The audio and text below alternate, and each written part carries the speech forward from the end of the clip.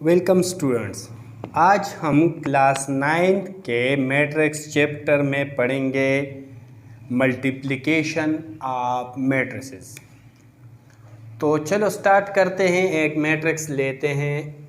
फर्ज करें एक मैट्रिक्स है 2 3 1 4 2 3 1 and 4 and another matrix B है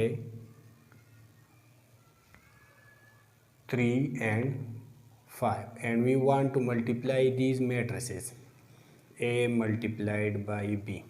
तो करना क्या है, just in a simple step we can multiply both these matrices. देखिए स्टूडेंट्स, हमने पहले जो रो है इसके एलिमेंट्स को कॉलम के साथ मल्टीप्लाई करना है। देखिए 2 है, 2 मल्टीप्लाई होगा 3 के साथ, 2 मल्टीप्लाइड विद 3 एंड प्लस लगाएंगे बीच में और फिर नेक्स्ट 3 मल्टीप्लाई होगा 5 के साथ। आगे कोई और कॉलम नहीं, वरना हम यहाँ पर लिख देते। ओके, नीचे आते हैं तो यहाँ नीचे एलिमेंट्स लिखेंगे। ये रो मल्टीप्लाई होगा कॉलम के साथ, तो 1 multiplied by 3 plus 4 multiplied by 5। तो मैट्रिक्स का आंसर क्या आ गया, 6 प्लस 15 और 3 प्लस 20। रिज़ल्ट क्या आ गया, ये 21 और ये 23। तो ये आंसर आ गया। अब हमने करना क्या है स्टूडेंट्स, कि वो मैट्रिसेस मल्टीप्लाई होंगे, उसकी मल्टीप्लिकेशन पॉसिबल होगी, मतलब कन्फर्मेबल मल्टीप्लिकेशन होंगे अगर पहले वाला जो मैट्रिक्स है उसमें कॉलम की तादाद, यहाँ पर कितने कॉलम्स है 1 and 2, और दूसरा जो मैट्रिक्स है उसमें रो की तादाद ये बराबर हो तो मल्टीप्लिकेशन पॉसिबल होगी। यहाँ पर कितने कॉलम्स हैं, 2 है, और यहाँ पर दूसरे मैट्रिक्स में भी रो कितने हैं, 2 है। तो पहले मैट्रिक्स में कॉलम की तादाद, दूसरे मैट्रिक्स में रो की तादाद अगर बराबर हो तो इन मैट्रिसेस की मल्टीप्लिकेशन पॉसिबल होगी। अब लेते हैं, चलो ये हमने A क्रॉस B ले लिया, अब B क्रॉस A लेते हैं। B क्रॉस A 3 5 और नेक्स्ट है 2 3 1 and 4। अब पहले मैट्रिक्स में कॉलम की तादाद 1 है, 1 कॉलम है, और यहाँ पर रो की तादाद 2 है। तो देखते हैं इसका मल्टीप्लिकेशन पॉसिबल है कि नहीं। हमने करना क्या है, जो पहला रो है वो कॉलम के साथ मल्टीप्लाई करेंगे। ये जो पहला रो है ये कॉलम के साथ मल्टीप्लाई होगा, तो 3 मल्टीप्लाई हो गया 2 के साथ। अब 1 के साथ किस चीज़ को मल्टीप्लाई करें, यहाँ पर दूसरा एलिमेंट है ही नहीं। यहाँ पर अगर 2 कॉलम्स होते तो यहाँ पर इस रो के साथ वो एलिमेंट मल्टीप्लाई होता, तो यहाँ पर मल्टीप्लिकेशन पॉसिबल नहीं है। Right, understand. Taking another example, let we have a matrix A is equal to example number 2 6 and 3 2 and 5 and B is a matrix having elements -3 2 1 and 5। Just in a simple step of multiplication. अब देखिए यहाँ पर column की तादाद 2 है और यहाँ पर रो की तादाद 2 है, तो इनकी मल्टीप्लिकेशन पॉसिबल है, means A and B are conformable for multiplication. तो 6 मल्टीप्लाई होगा ये रो और कॉलम, 6 मल्टीप्लाई होगा 3 के साथ, तो ये -18 आ गया। दरमियान में प्लस लगाएंगे, 3 1 ज़ा 3। अंडरस्टैंड। अब दूसरा जो कॉलम है वहाँ जाते हैं, दूसरे कॉलम को, तो 6 मल्टीप्लाई होगा इसी 2 के साथ, 6 2 ज़ा 12, बीच में प्लस लगाएंगे और 3 मल्टीप्लाई होगा 5 के साथ। ओके, नेक्स्ट अब नीचे आते हैं दूसरे रो को, तो 2 मल्टीप्लाई होगा 3 के साथ, प्लस 5 1 ज़ा 5, नेक्स्ट 2 2 ज़ा 4 प्लस 5 5 ज़ा 25.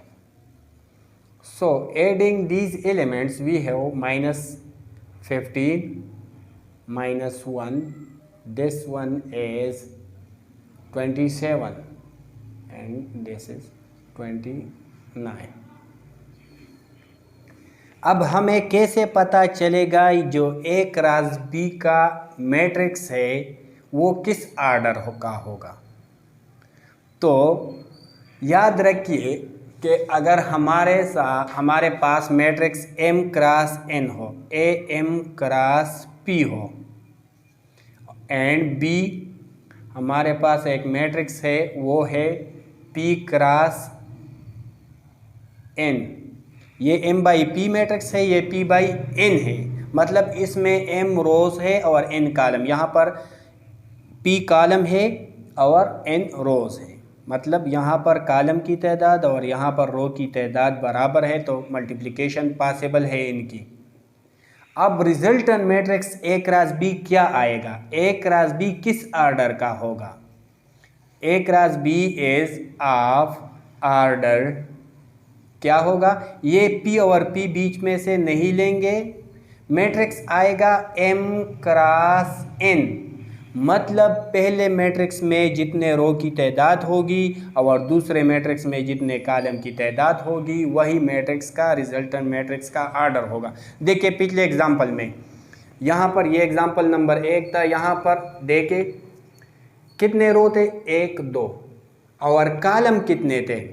दूसरे मैट्रिक्स में कॉलम 1 था, तो यहाँ पर जो रिजल्टेंट मैट्रिक्स आएगा इसके रो और इसमें कॉलम की तादाद, तो 2/1 मैट्रिक्स आएगा। यहाँ पर देखे 2 1 2 और एक कॉलम है, तो ये 2/1 है ना, ओके अंडरस्टैंड।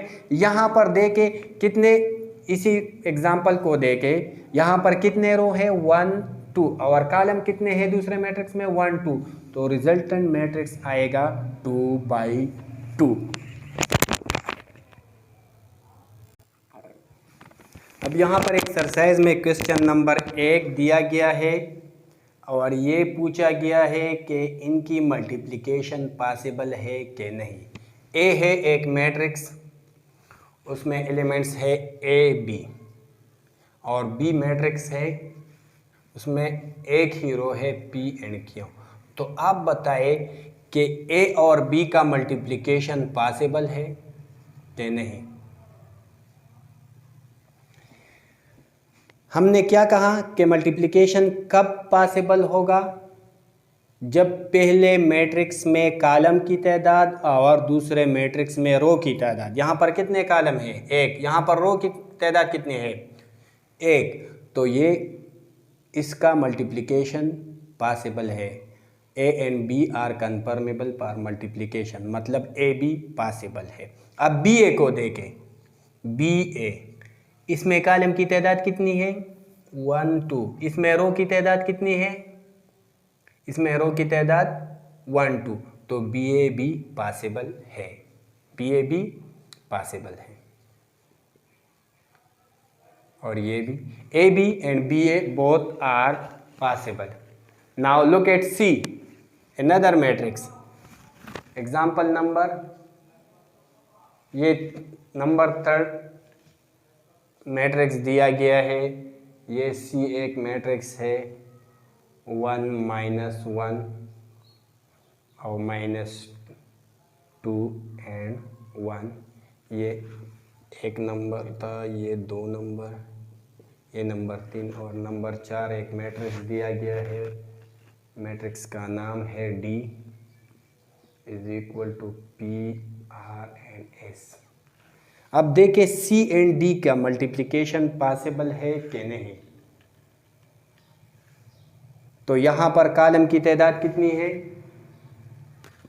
2, यहाँ पर रो की तादाद 1, तो C and D are not possible for multiplication, not conformable for multiplication. D and C देखे, यहाँ पर कॉलम की तादाद, यहाँ पर रो की तादाद सेम नहीं है, D and C also not conformable for multiplication. Now look at A and C. A and C. यहाँ पर कॉलम की तादाद 1, यहाँ पर रो की तादाद 2, तो ये भी पॉसिबल नहीं है. सी ए देख लें.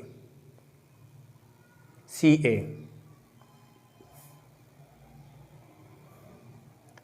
सी में कितने कॉलम की तादाद है? 2. ए में का रो की तादाद कितनी है? 2. तो सी ए पॉसिबल है, ये पॉसिबल है. ठीक है. अब देखे बी डी को, देखे बी एंड डी. बी में कॉलम की तादाद 2, डी में रो की तादाद 1, तो ये मल्टीप्लिकेशन पॉसिबल नहीं है. सिमिलरली आप डी बी देख ले एंड ए डी देख ले using the same. Now 2 and 3 are just like question number 1. Look at another question number 4. It is given that matrix A is equal to 4 1 3 1. 4 1 3 1.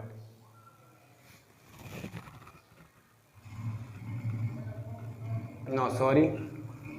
We are going to solve question number 4, matrix A. 2 1 3 0 2 1 3 0 and minus 1 4.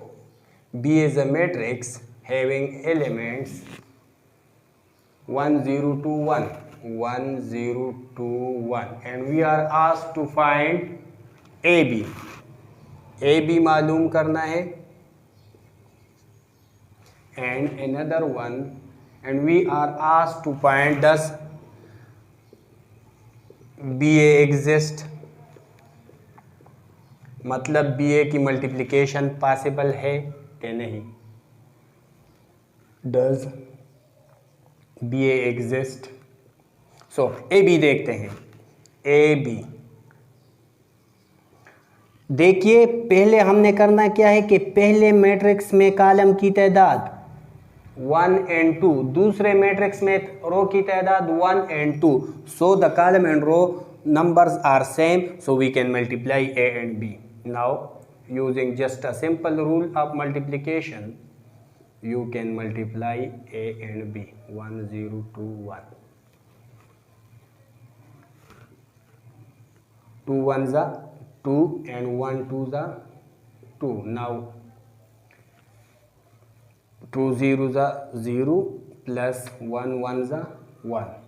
Now second row 3 1s are 3 plus 0 multiplied by 2.